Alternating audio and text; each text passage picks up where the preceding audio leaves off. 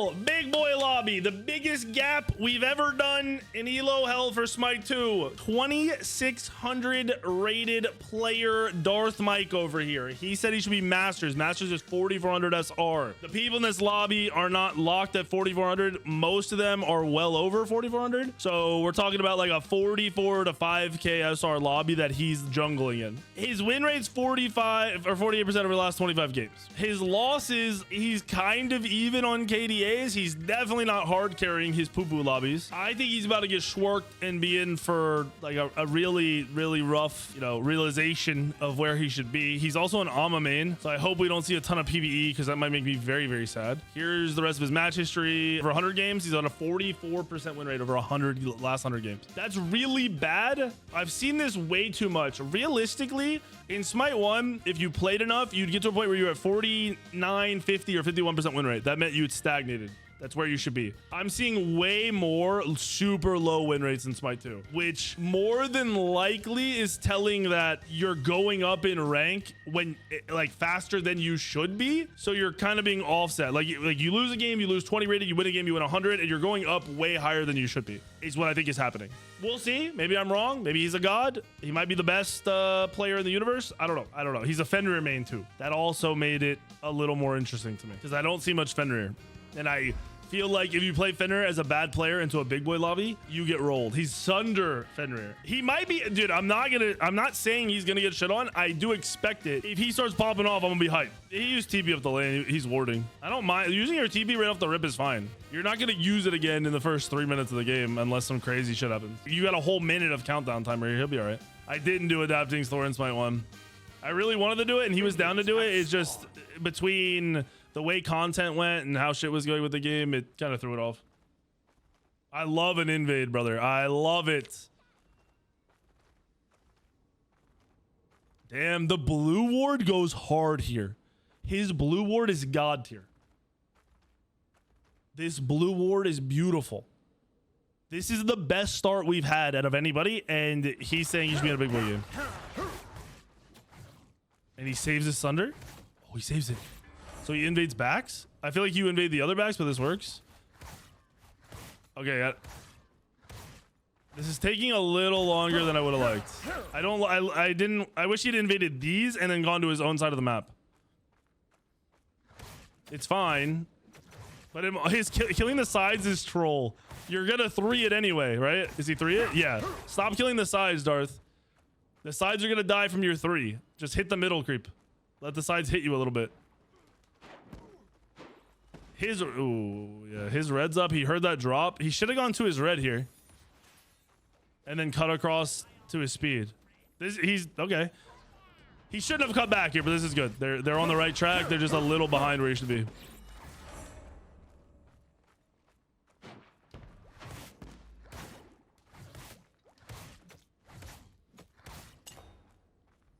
It's funny, a lot of you guys didn't get to experience one of the best junglers ever played the game.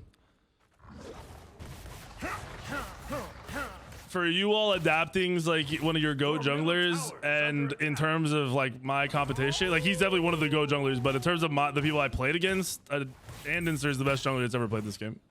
Your right tower is under attack.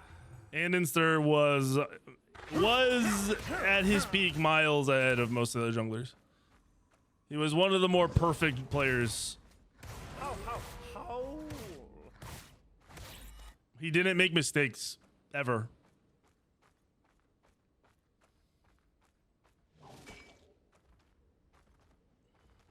Your right tower is under attack. Mask was all right. Mask was easy to play around though, because if he lost early pressure, he played really bad. Andinster just was a hyper consistent. If you messed up, you felt it. He never messed up. Like he never messed up farm. He never engaged incorrectly. Is very, very good. Oh, let's see how this 1v1 goes. He's leveling the 3. The up down. All right, disengage. I respect the disengage. I think he could have beat him, but disengage is smart. DJ Bernigus was very bad. He had some peak moments. And very bad in terms of pros, not in terms of like people playing the game. He was better than most, you know, top 0.001% players. But he was mechanically never very good, and he couldn't play a lot of the core gods.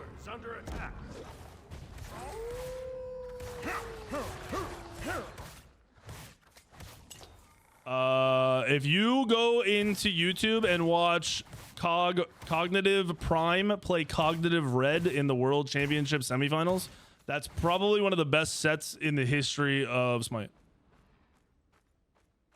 The two best teams played each other in the semifinals.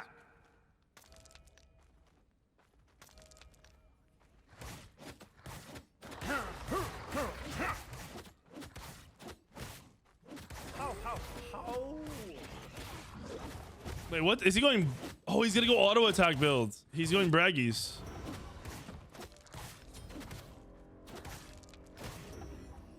SPL Pro that had the biggest god pool. Cyclone probably. I mean, Cyclone. You're talking about in one set. Cyclone didn't play the same god once in like a 7-game set, I think, or something like that. You can kill it. Why is he? Why the fuck didn't he last at that?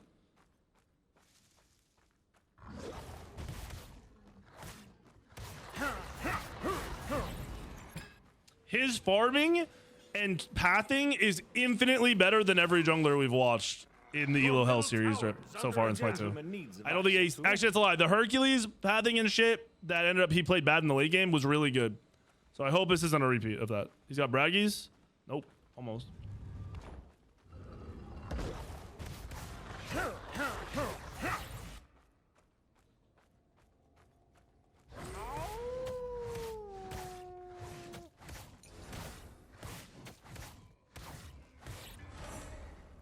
Why does he have a mana pot? Did he pick up Scylla's mana pot?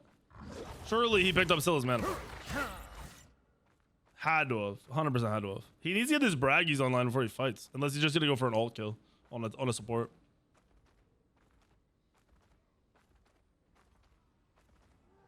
The thing is, Paul gets super hyped, but there were mids that played way earlier than Paul that were Paul level, like before Paul existed.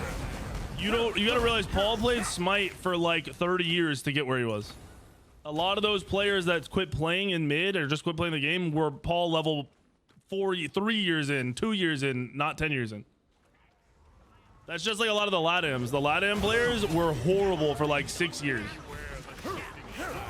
That was a good counter gank to that Hunbat's ult. I'm glad. I don't know if he did it on purpose, but that was very smart. Okay, his team should have disengaged. Oh, the shell! No, he tried. They're all sticking around. I respect this. I wouldn't expect this out of a 2600 player. So far, I'm liking Darth Mike out here. He was really confident in himself too. There's the braggies finally. That's a late braggies though. I don't know why.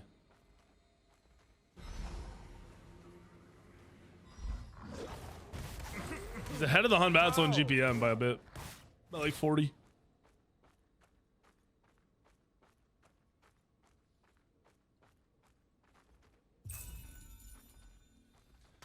I mean, Stealth is one of the best mids that ever played Smite. He stopped playing after what, season 4 or 5?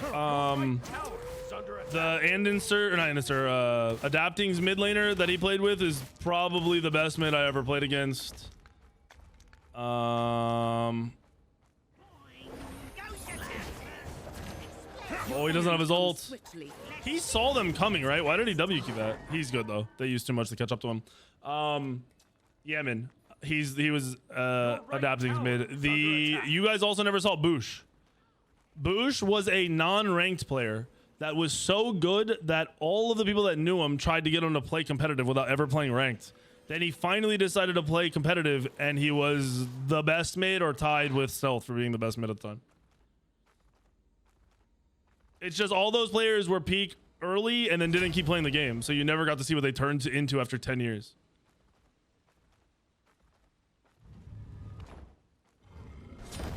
That's why when people are trying to tell me who the best players ever, and they're like people that were the best after 7 years in playing the game for 8-9 years to get to there, I'm not in agreement. You're on the recency bias. No, not Barboosh. Barboosh was a ranked player. His name was The Boosh. And he was way better than Barboosh.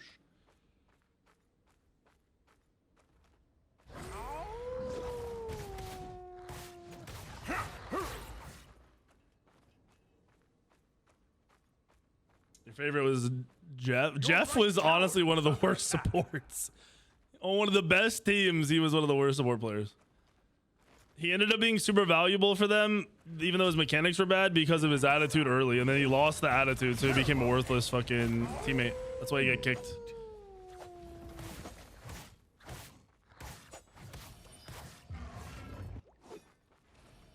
No love for Pretty Brian. Pretty Brian was a beast, but at no point was anyone ever worried about playing against him, I'm gonna be honest. EU players were super disrespected early on in Smite. Until the adapting team came along, nobody really was worried about EU players. If he's doing auto build, why is he leveling his 3? The 3 procs the auto attack items every time it hits. So he's getting high ability damage off of the 3. The 3 also, I think, gives prots now or something, right? Or is that only aspect? What the fuck? Yeah, it gives prots now during it. So you're getting tankier. And then you're proccing all those in hints. It's 6-0. I'm not gonna say his team's carrying him here. I think his early game is a really big reason it's 7-0. This Unbats has been trying super hard. This Ultima's had really good games tonight too. Oh yeah, dude, Darth might be goated.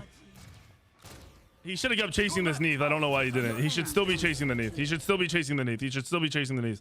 Respect. He's very reserved with his, like, he's down to disengage. He is not trying to W too much. Going in now is troll. As soon as that Neath backflipped, he could have kept running after him and killed him eventually. So, all right, I'm fine with this now. Has destroyed the Gold Fury.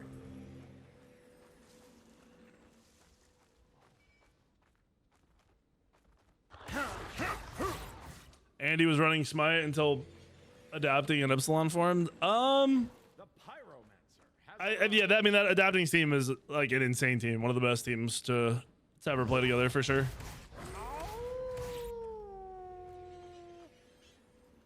The thing is, Andancer is similar to adapting, where they go play another game, they hit the max rank on that game.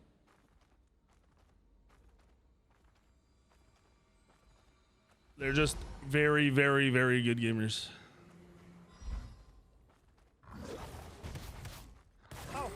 Boomerang, I just answered that question. The 3 procs in hands. See all the yellow numbers popping up of those 3? Those are that's Braggy's popping. If he goes fucking Terrifying, he goes Oboe, he goes Kins, he goes Sunbeam Bow, it'll all proc on his 3. Your left tower is under attack. You thought Wolfie was underrated? I think Wolfie peaked and then was never the same. Really nice dude. I like playing with him, but mechanically, he fell off really hard when he came back and I played with him. Which is super unfortunate because I feel like mechanically I got a lot better around that time, and Your left tower a lot of people got worse.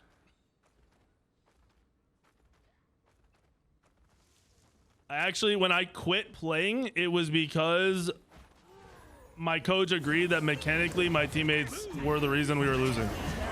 And I'm like, well, I can't make them play mechanically better. I am not having fun. I'm over this.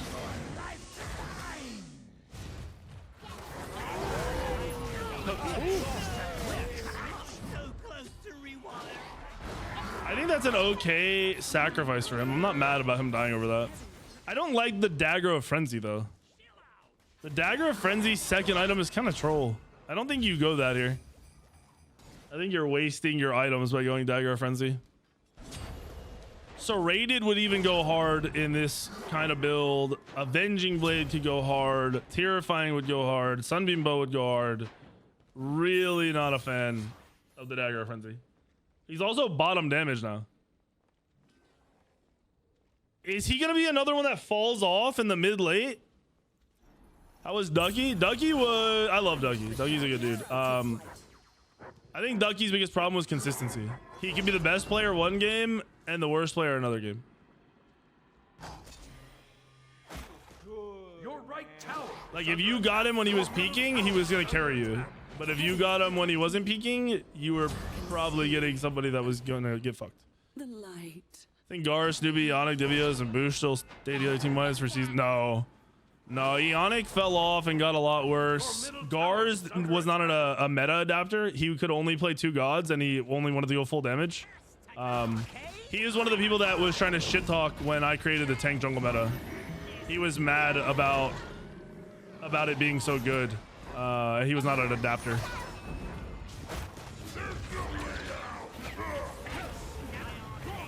Let's go back to this Fender. Where is he? There he is.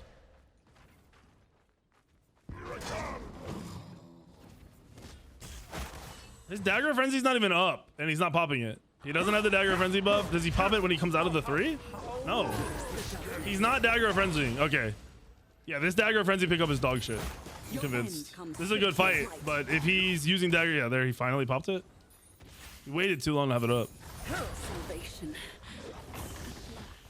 Genetics is a very smart player. He's insanely smart.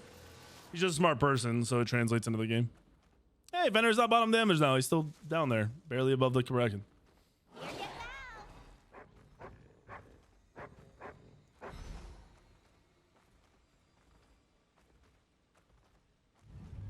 Yeah, I think that is the first time he daggered. It was after I said it like 10 times.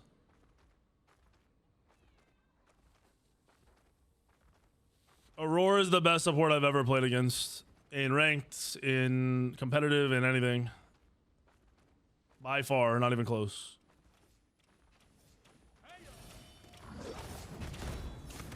Aurora is like the attitude of Jeff. The mechanics of like the best mechanical players that played the game, and then the game knowledge and shot calling of like PBM, but then he could also wind all that up and be hyper annoying on his own and still have individual play, where most people, like PBM's a super team player. I wouldn't say PBM was ever annoying to play against.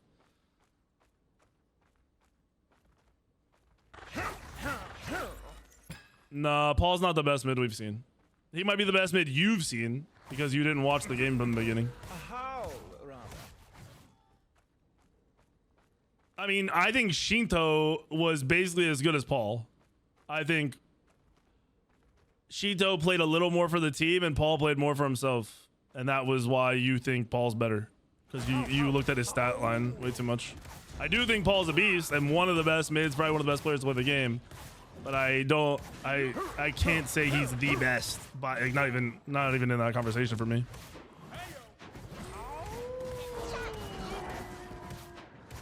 Did PBM get a lot better? PBM, well, mechanically, Smite 2 is easier than Smite 1. So I think someone like PBM, who game knowledge was super high, shot calling was beast, energy was beast. I think the game becoming a little easier probably made it better for him.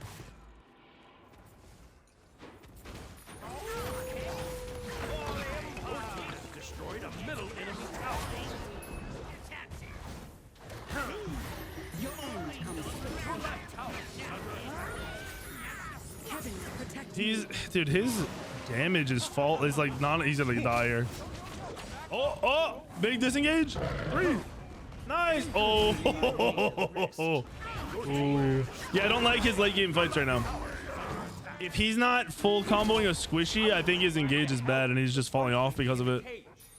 That's the problem with auto attack builds. You need to make sure you're targeting the right people. He's got crit now. All right, yeah, his build's bad. I take it back. His build is dog shit. Especially for a Sunder build, it's dog shit.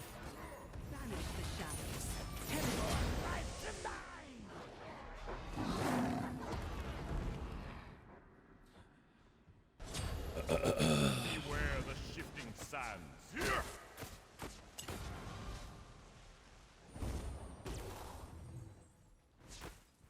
Was he back up already? Holy shit. Did you say Lasbro was hot? You do realize Lasbro is jacked as fuck. He's a Greek goddess, but he's not from Greece. I love Lasbro. I'm not dead. I saw Lazara at one of the last worlds, like right after he had started working out, I guess, and was getting jacked. And I was fucking with him. I was hoping to raise another day. What was what? He 3'd awkwardly and it tracked over. I think it was a visual spectator bug, I'm assuming. Ooh, these misses stun? What? Yo! Okay, they secured it. That was such a bad play for them not to just secure that. They gave him dagger. What are we doing? Forsaken, that was, you know, good job wasting the dagger. Why did we just solo? What are we doing? What are we doing? I truly believe right now his biggest problem is his build. I don't think his targeting is terrible. His gameplay has been good to this point. He's not afraid. His build is holding him back so badly. He would kill. He would have so many more kills and be doing so much more damage if he had a good build. He's ahead of Honor now though. Still ulti for stacks? Yeah, maybe. I mean, it's kind of overkill, but sure. Don't you get like 0.05% damage for a stack?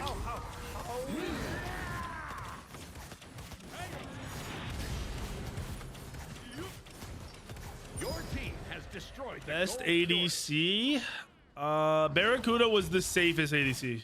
He was someone that was unkillable basically for his early days. He got a lot more aggressive and died a lot more later on, so a lot of you probably never saw that.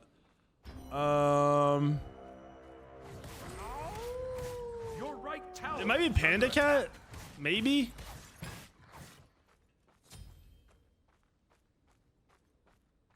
I think Benji's the best solo laner to ever play Smite, like altogether.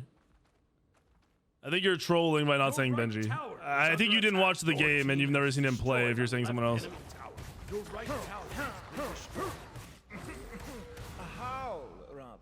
It might be Panda Cat, yeah, because he was a very good aggressive player. I think being good and aggressive is a whole lot harder to do than being good and being just, I'm going to farm to late game and stand behind my teammates and make them do all the hard work. I think that's one reason I don't think, like, I think Paul is a little overrated. Like, he's one of the best, but not the best. Is because he basically just played off of his real insanely good teammates. And he played off of them perfectly. But he wasn't, like, an insane playmaker. Like, adapting was an insane playmaker. That's why he should be in the conversation for best ever play the game. But he didn't continue on, so it's hard to say he is the best. Yeah, Fenrir's targeting and build are my problem with this game. He's definitely good enough to play in this lobby. His teammates are playing very consistent, but so is he. Tower is under attack. Darth might be one of the... He needs to get up there, dude. I think he can get up there way easier, unless he can only play Fenrir. That man was hard carried through his championships, unfortunately. Your right tower is under attack. No good player has ever said, that man goat. I've been serious about it.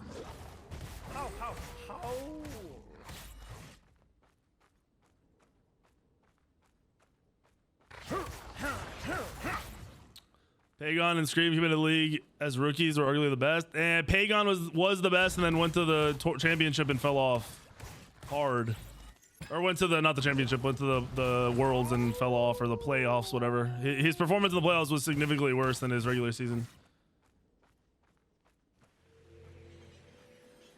Best solo is probably Benji. I don't think anyone was ever as good as Benji or more dominant than Benji. Not even close. Adapting's the best jungler of all time. He just didn't maintain his dominance through the later years of the game, but he still was competing and very, very good, and then insanely good early on.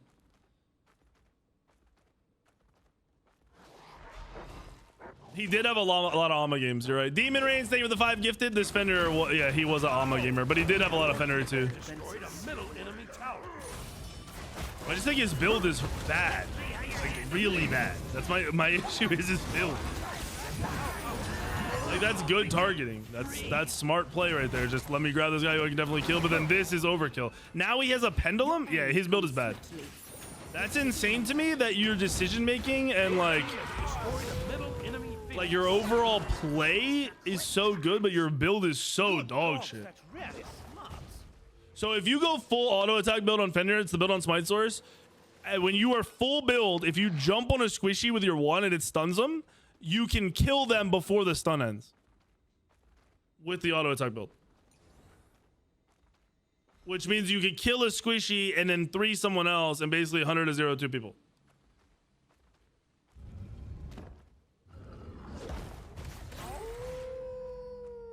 Yarkor is a beast. He's very good. I think a lot of you guys don't process synergy and how valuable that is. I learned early on that match I told you guys to watch, the COG Red versus COG Prime. That COG Red team went into that Worlds ready to break up. Like they were gonna play that and then they were gonna break up. And then they just started crushing everybody because they started synergizing. So if you're on a team that plays well together, good communication, like each other. I think a big thing is liking each other. He's dead. He doesn't have an auto attack build. That was such a stupid play. There's no world you're soloing that without an auto attack build. You can't have this mixed build. Ultima just cooked his ass. That's hilarious. Ultima went to go farm the side and ran into him and just got a free kill. That was so bad. I don't know why he's soloing gold. Ultima just got played. Holy shit. But yeah, team like enjoying and being friends with that's why I think Friend League exists in Smite. I think Smite is not like a professional workplace where you just, you know, you have your coworkers and you work with them. I think being friends and liking each other is more important than it's, you know, for most other things and most other esports.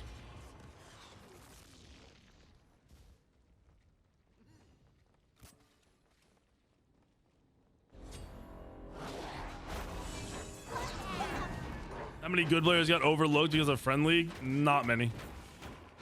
Not many. I mean, you saw tons of players come into the SPL in season 5, 6, and 7, and they all flopped pretty much.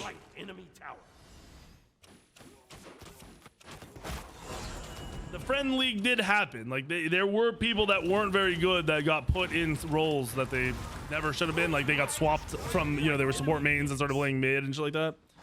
But overall, a lot of the people that were given opportunities did not perform. Switch cam. He's running out of the base. What the fuck you want me to switch cam for?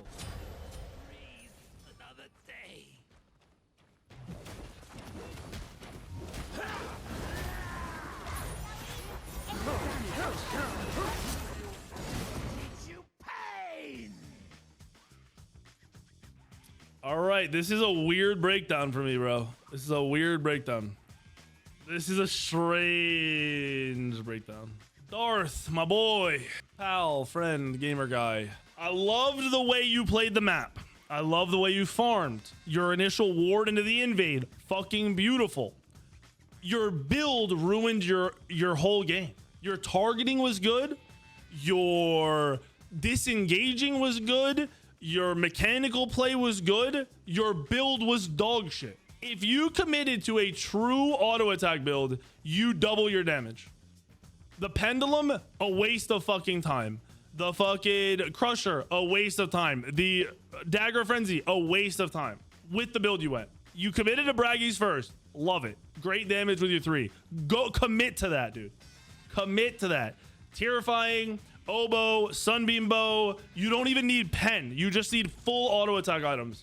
And you would have had an infinitely better game just damage-wise. You would have killed way more people. You didn't even use Dagger for like 8 minutes. Your map control was great. Literally, like the only thing I don't like is your damage and your build.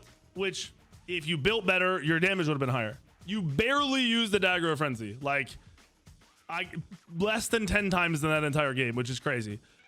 And then you started committing to like an ability build, which is just troll as fuck at that point. You might as well go tank. But you definitely should be a higher rank than you are.